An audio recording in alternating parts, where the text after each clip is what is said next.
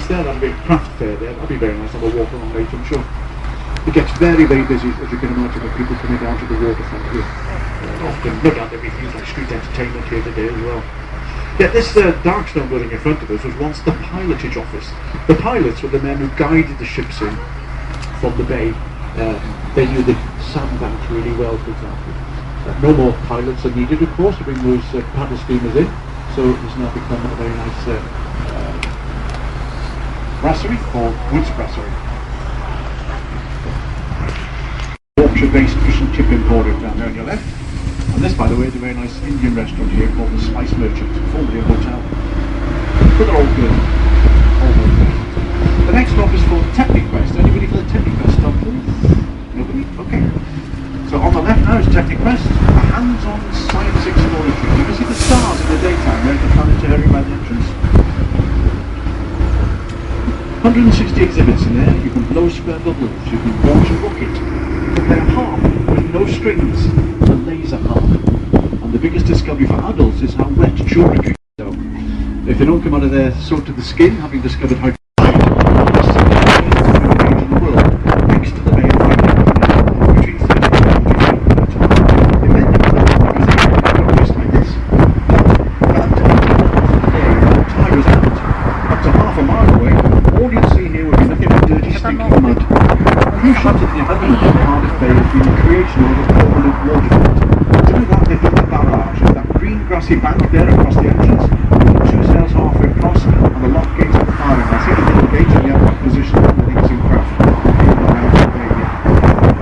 And this is a half a mile long dam, built at a cost of £230 million. Its job is to hold back the 2 rivers coming into Cardiff Bay, the River Eve and the River Tyne. It's another thing that happens. It's now a permanent freshwater lagoon fed by those 2 rivers. You can imagine being water side, you can see the water is very, very comfortably. Coming up in the gap on the shoulder on the left side, you'll see a blue building with a white roof. This is the temporary home of our Cardiff Devils ice hockey team. The ice rink is just on the left there now. And you'll see shortly coming into view behind the Morrison Superstore on your left hand side. Behind the Superstore will be a sloping roof and turquoise windows, 50-metre Olympic standard swimming pool. There it is coming into view on the left now. Also in that area we have a Olympic standard white water rafting course. If you fancy being adventurous, kayak or canoe or anything down our course, you can do that. And there are plans to build what's called the Icebox, which will have indoor facilities for tobogganing, snowboarding and skiing. So this area is the international sport. Yes! All that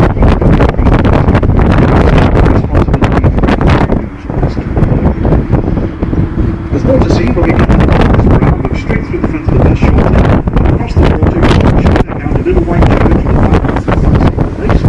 That's all coming in here in about 5 seconds time. So here we are again, crossing the River Taff.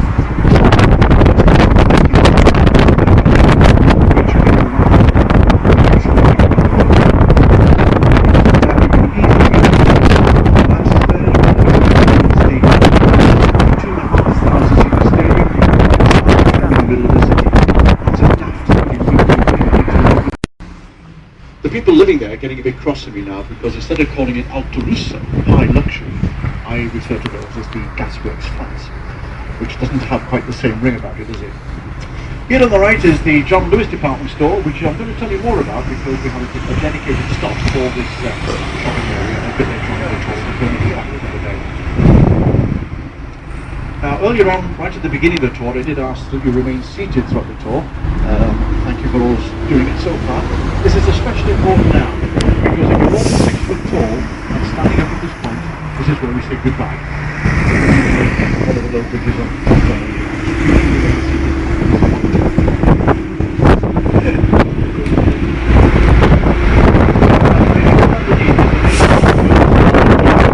and in the old days, it was the demarcation line, if you like, between the town of Cardiff and the Dockland area of Cardiff ahead of us.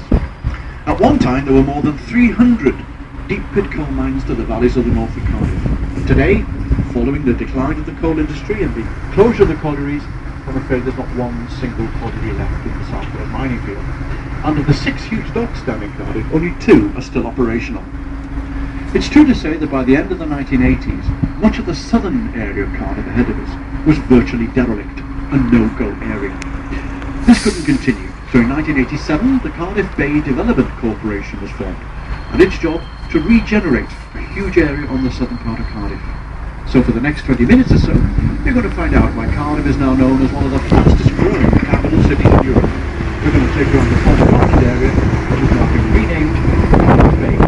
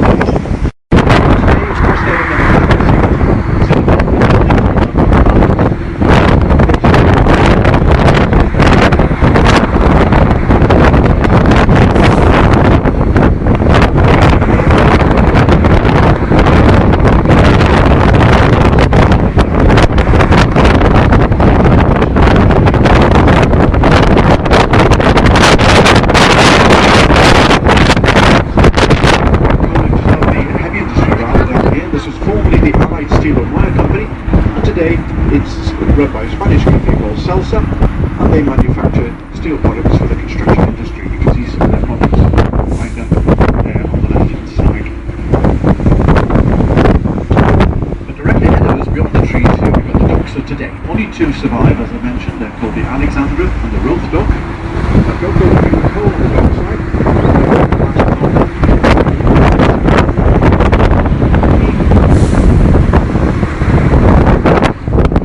Over there on the left shortly will be huge mounds of scrap metal, which have been destined for the Far East, where it's recycled and probably sold back to us.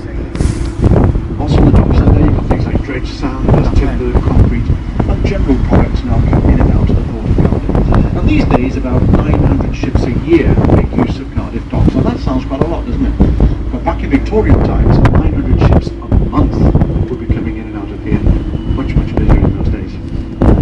Here in front of us, some of the hundreds, possibly thousands of flats down here now. The ones just on our left are some of the original ones going back some 25 years. And here now on your left are some of the latest ones. Now we saw the Bute East Dock just a few moments ago, and as we turn the corner here now, we're rejoining the route of that Bute East Dock, making its way towards the Red Brick Building, which is straight in front of us there now with a clock tower on it. This was the Pierhead Building, it still is the Pierhead Building, but it was the headquarters of the Bute Docks Company. Here we are now travelling down the Bute East Dock, and the Bute West Dock came out on the opposite side of that building. On the traffic lights here on the left corner, another Red Brick Building with flagpoles outside. One side of the building says Condition Recovery, the other says National Assembly for Wales, all of our assembly offices. Straight down the street in front of us, the second building on the left there, the glass building with the canopy, that's the Senedd on the Senate, the debating chamber of our National Assembly. And you can go in there free of charge, by the way. These buildings now on the left are is the rear of the Wales Millennium Centre for the Performing Arts, the home of the Welsh National Opera Company, the BBC National Orchestra of Wales, and 6 other arts organisations, including drama, dance, literary and youth organisations. All Welsh materials used in its construction, as you can see: Welsh slate, steel, iron, glass. And just beyond the traffic lights we have our first stop down in the bay in just a few seconds, which is for the Oval Basin, the waterfront area. If you want to get off and spend some time down here, you're more than welcome to do so.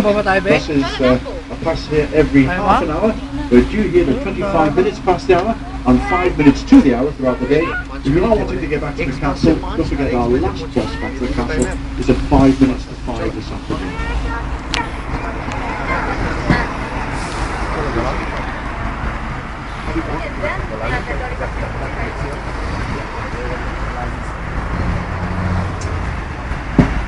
Now, if we'd have parked the bus here 100 years ago, we'd be in deep trouble now, or deep water. We're actually sitting in the Bute West dock. It would have come right underneath the bus here, out there on your left to that open space, making its way down to the water. Now, what those people there are standing in that big circular area, that was 40 foot of water, and it's where the ship's tied up, awaiting the high tide to go out into the sea beyond. Today, you can imagine it's a very popular place for things like open air concerts and firework displays, exhibitions, and that kind of thing.